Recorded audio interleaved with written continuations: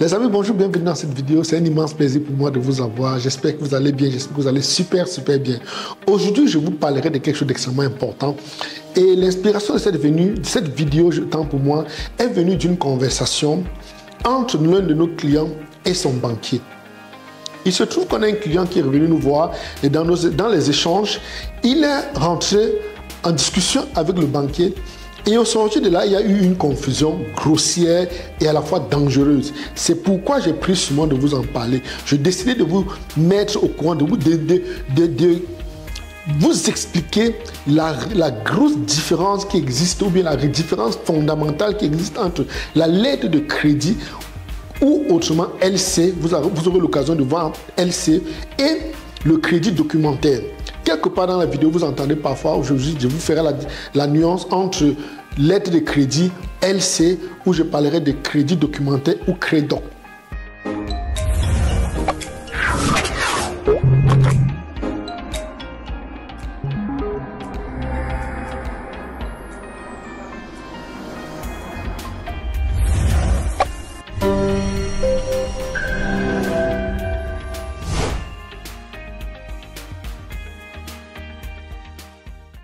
Dites-vous, la majorité des banquiers et ceux qui ont en charge les actions ou bien qui parlent régulièrement de ces instruments financiers font cette erreur.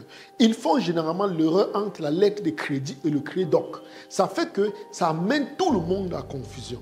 C'est pourquoi je vous expliquerai de façon rapide. Lorsqu'on vous parlera de lettre de crédit, il faut comprendre que de façon automatique et de façon simple, la lettre de crédit, c'est une garantie de paiement.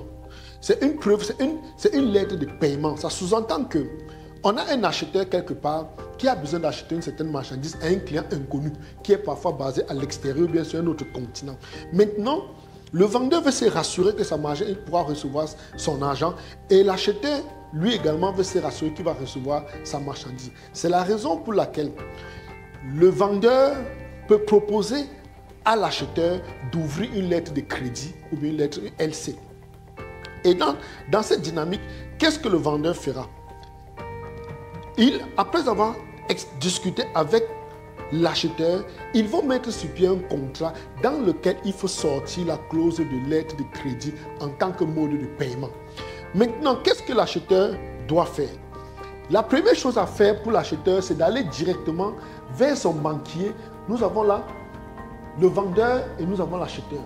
Vous allez voir, après avoir discuté, les deux ont discuté. L'acheteur et le vendeur ont discuté et ils ont signé un contrat commercial. Il faut rappeler que cette vidéo est une partie du cours sur l'intermédiation financière que nous sommes en train de suivre maintenant. C'est pour vous dire que vous êtes en train d'avoir en exclusivité mondiale un cours qui vous coûte pratiquement 3 800 €. Donc, ceci dit à la fin, envoyez mes 3 800 €. C'était juste une parenthèse. Je vous expliquais que les deux ont discuté, l'acheteur et le vendeur ont discuté des méthodes de paiement. On a parlé de lettres de crédit. Et qu'est-ce qu'il fait? Le vendeur discute demande une lettre de crédit, demande au banquier de l'acheteur. Parce que c'est l'acheteur qui va émettre la lettre de crédit. Qu'est-ce que l'acheteur fait? Il contacte le banquier qui est la banque émettrice qui va émettre sa lettre de crédit. Et entre-temps, il faut remarquer quelque chose de très important. Ici, c'est un contrat tripartite. Lorsqu'on parle de lettre de crédit, on parle de trois parties. L'acheteur, le vendeur et la banque. Et ici, on est en train de parler uniquement de banque émettrice. C'est un détail très important et c'est où la grosse différence existe. Ça sous-entend que quoi? Quand les trois parties sont tombées d'accord, le vendeur a décidé d'ouvrir la lettre de crédit et par la suite, une fois qu'ils sont tombés d'accord sur les conditions et les modalités d'expédition de la marchandise, ça sous-entend que la marchandise peut être sans FOB, que le paiement sera fait. Ça veut dire que une fois que le vendeur ait chargé la marchandise et déposé par exemple au port et il a reçu son BL, qui est le Bill of Lading, il envoie le document directement chez le banquier qui était la banque émettrice. Et par la suite, qu'est-ce qu'il fait? Nous avons le vendeur là qui émet le document, vous allez voir à la banque émettrice en document en 5. Il envoie le document chez le banquier, la banque émettrice. Et la banque émettrice fait quoi? Elle fait directement le paiement chez le vendeur. Ça, c'est un détail très simple. Et par la suite, qu'est-ce qu'elle a fait? Qu'est-ce qu'on fait? la banque émettrice va débiter le compte de l'acheteur. Voilà le principe simple de la lettre de crédit. Donc, on a affaire ici à un contrat tripartite. Maintenant, il y a beaucoup de détails qui rentrent dans un contrat, dans une lettre de crédit. Il peut arriver que cette banque n'honore pas. Qu'est-ce que le banquier fait? Qu'est-ce que l'acheteur fait? Qu'est-ce que le vendeur, je l'ai dit, fait pour se rassurer que son argent sera effectivement payé?